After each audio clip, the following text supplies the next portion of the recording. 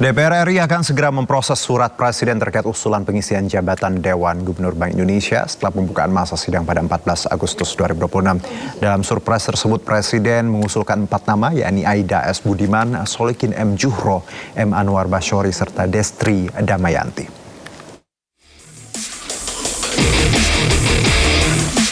Ketua DPR RI Puan Maharani mengungkapkan nama-nama calon yang diajukan pemerintah untuk mengisi jabatan Deputi Gubernur Senior Bank Indonesia dan Deputi Gubernur BI setelah DPR menerima surat Presiden beberapa hari lalu. Menurut Puan, pemerintah mengusulkan Aida S. Budiman sebagai calon Deputi Gubernur Senior Bank Indonesia. Sementara itu untuk posisi Deputi Gubernur BI, terdapat 2 nama yang diajukan, yakni Solikin M. Juhro dan M. Anwar Basyori. Selain ketiga nama tersebut, Puan juga menyampaikan bahwa pemerintah telah mengajukan Destri Damayanti sebagai calon gubernur Bank Indonesia. Nama Destri sebelumnya telah diumumkan langsung oleh Menteri Sekretaris Negara Prasetyo Hadi saat penyerahan surpres kepada DPR RI. Ya, alhamdulillah kemarin Pak Menseknek sudah mengirimkan surat kepada pimpinan DPR terkait yang dari Presiden yang disampaikan oleh Mensesnek kepada pimpinan DPR. Puan menegaskan DPR RI akan memproses seluruh nama yang diajukan pemerintah sesuai dengan mekanisme dan peraturan perundang-undangan yang berlaku sebelum nantinya dibawa ke rapat paripurna untuk mendapatkan persetujuan. Adapun proses uji kelayakan dan kepatutan dijadwalkan berlangsung pada pekan depan setelah masa sidang DPR resmi dibuka kembali pada 14 Agustus 2026.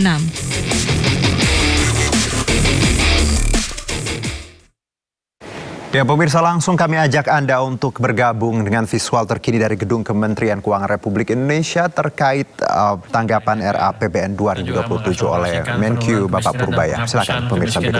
Ekstrim berbasis data sen serta penguatan program graduasi kemiskinan dan juga menajamkan akurasi data penerimaan subsidi dan bansos agar lebih tepat sasaran. Sedikit untuk anggaran pendidikan. Sesuai dengan Undang-Undang 45, negara memprioritaskan anggaran pendidikan sekurang-kurangnya 20% dari APBN untuk mendukung penyelenggaraan pendidikan nasional. Jadi, itu akan kita implementasikan di tahun 2027, antara lain untuk peningkatan akses dan kualitas pendidikan yang merata bagi seluruh masyarakat melalui PIP kepada 22,1 juta siswa dan KIP kuliah kepada 1,1 juta siswa. Kami juga akan membangun sekolah unggul Garuda dan sekolah rakyat, meningkatkan kualitas pembelajaran melalui makanan bergizi gratis, dan sebagainya seperti yang sudah diceritakan Bapak Presiden tadi. Anggaran perlindungan sosial juga tetap cukup besar di tahun 2027, mencapai 549,9 triliun rupiah. Anggaran Perlinsos merupakan salah satu instrumen yang penting untuk melindungi masyarakat dari risiko sosial, menjaga daya beli, dan meningkatkan kemampuan ekonomi masyarakat miskin dan rentan guna membantu menurunkan tingkat kemiskinan termasuk kemiskinan ekstrim. Anggaran Perlinsos 2027 mencapai 549,9 triliun rupiah, itu tumbuh 10% dibanding dengan pada tahun 2026. Anggaran ketahanan pangan juga tetap tinggi di 195,3 triliun rupiah, tumbuh sekitar 2,3% dibanding anggaran yang sama di tahun 2026 ini. Saya pikir sebagian besar sudah disampaikan oleh Bapak Presiden tadi, dan tidak akan mengulangi lagi secara detail. Yang jelas untuk postur anggaran, defisitnya diproyeksikan mencapai 2,4% dari PDB, pendapatannya tumbuh cukup, belanja negara juga tumbuh cukup dibanding tahun lalu, tetap ekspansif. Ekonomi diprediksi tumbuh sekitar 6%. Jadi perekonomian dunia di tahun 2027 diperkirakan masih akan dihadapkan pada dinamika yang kompleks dengan tingkat ketidakpastian yang tinggi. Tapi kita sudah punya pengalaman yang cukup dan kita sudah praktekkan dalam 3 triwulan terakhir bahwa pemerintah bisa mengeluarkan respon kebijakan yang cukup baik yang bisa mengurangi dampak ketidakpastian global terhadap perekonomian Indonesia. Jadi apa yang didesain oleh Bapak Presiden yang dipresentasikan tadi di DPR hampir pasti akan bisa direalisasikan dengan memanfaatkan pengalaman kita yang sudah cukup baik selama ini. Mungkin dari saya itu, Bang. Terima kasih Pak Menteri Keuangan. Selanjutnya kami persilakan Bapak Menteri Bappenas. Masih Pak Erlangga. Assalamualaikum warahmatullahi wabarakatuh. Mohon izin langsung saja kepada slide kedua. Mendapat penjelasan dari Bapak Menko Perekonomian dan juga Pak Menko Pangan dan juga Menteri Keuangan. Kami pastikan bahwa semua perencanaan bangunan itu berbasis pada Undang-Undang Dasar 45 dan juga berbasis pada rencana kerja pemerintah.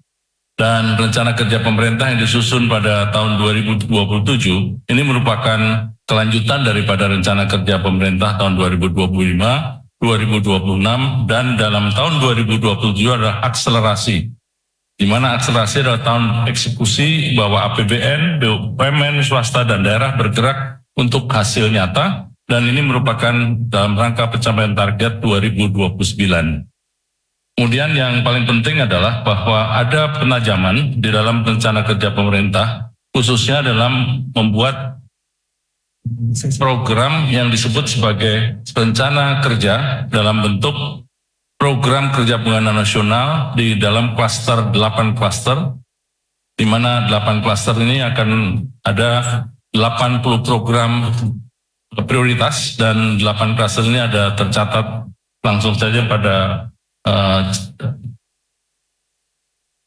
PowerPoint yang kelima, dan di sini adalah semua rangkaian kelima dan semua catatan ini ada di dalam buku lampiran RAPBN kita, dan buku ini nanti sudah dibagikan secara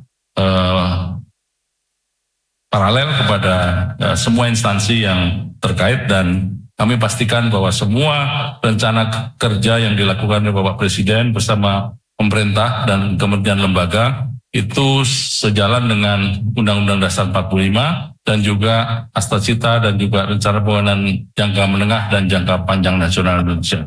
Saya kira cukup dari saya Pak Erlangga. Terima kasih. Terima kasih Pak Menteri Bappenas. Ya, kembali bersama kami. Pemirsa, Direktorat Jenderal Pembiayaan dan Pengelolaan Resiko Kementerian Keuangan mencatat utang pemerintah per 30 Juni 2026 mencapai 10.293,69 triliun rupiah. Sebagian besar utang pemerintah hingga Juni 2026 berasal dari surat berharga negara yang mencapai 87,11%. Posisi utang pemerintah terus meningkat hingga pertengahan 2026. Kementerian Keuangan melalui Direktorat Jenderal Pembiayaan dan Pengelolaan Risiko mencatat utang pemerintah per 30 Juni 2026 mencapai 10.293,69 triliun rupiah atau setara 41,26% terhadap PDB. Posisi tersebut meningkat dibandingkan akhir Maret 2026 yang tercatat sebesar 9.920,42 triliun rupiah. Berdasarkan data DJPPR Kementerian Keuangan, sebagian besar utang pemerintah hingga Juni 2026 berasal dari surat berharga negara yang mencapai 87,11% dengan nilai 8.966,79 triliun rupiah. Sementara itu, utang dalam bentuk pinjaman mencapai 12,89% atau sebesar 1.326,90 triliun rupiah. Meski terus meningkat, rasio utang pemerintah hingga Juni 2026 masih berada di bawah batas maksimal yang ditetapkan dalam Undang-Undang Nomor 17 Tahun 2003 tentang Keuangan Negara, yakni sebesar 60% terhadap PDB.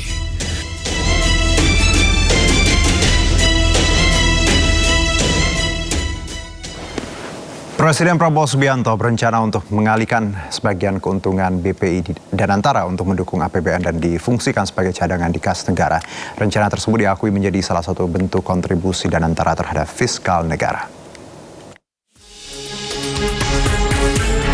Presiden Prabowo Subianto berencana untuk mengalihkan sebagian keuntungan BPI Danantara untuk mendukung anggaran pendapatan dan belanja negara. Keuntungan tersebut akan difungsikan sebagai cadangan di kas negara.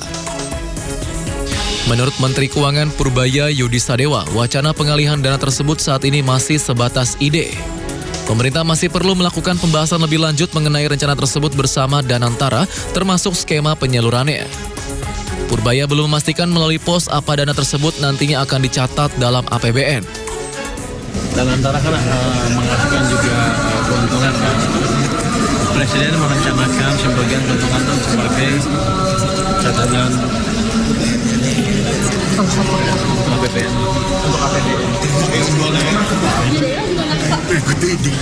Nanti masih dibicarakan dengan. Rencana tersebut diakui menjadi salah satu bentuk kontribusi Danantara terhadap fiskal negara.